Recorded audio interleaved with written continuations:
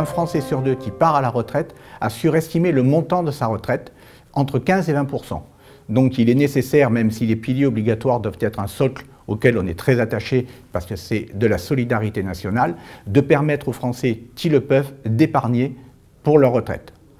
Comme on le sait, le groupe Vive est entrepreneur du mieux vivre, et quand on est entrepreneur du mieux vivre, ça ne se limite pas à avoir des actions en complémentaire santé, en prévoyance ou dans l'accompagnement et la prévention, mais quand on est un acteur de protection sociale, l'épargne retraite fait pleinement partie de ces éléments-là et les valeurs mutualistes doivent se retrouver. Je prends un exemple, on a longuement parlé à l'heure actuelle de ce qu'on appelle la DDA, c'est-à-dire le devoir de conseil. Pour nous, on considère au niveau du groupe Vive que ce n'est pas un devoir de conseil, mais un droit au conseil auquel ont droit nos adhérents et on doit les accompagner pour justement, on a poussé dans les négociations parce qu'on trouve que certains acteurs et notamment dans le cadre de l'épargne salariale, laisser un peu les salariés livrés à eux-mêmes.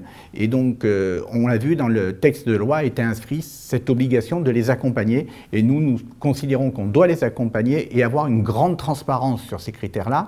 Et notamment, le fait d'avoir au sein du groupe un asset manager qui est Egamo, qui va permettre de répondre et d'offrir à nos adhérents toutes les solutions à des frais réduits et avec toute la transparence nécessaire. Ça fait partie d'une des plus-values mutualistes, il y en aura d'autres, et j'insiste beaucoup sur le droit de conseil et sur les valeurs qu'on va attacher au niveau de ces offres qui évidemment proposeront des investissements responsables. Ça on y tient énormément parce que c'est aussi l'avenir de demain et pour notre monde et les générations futures.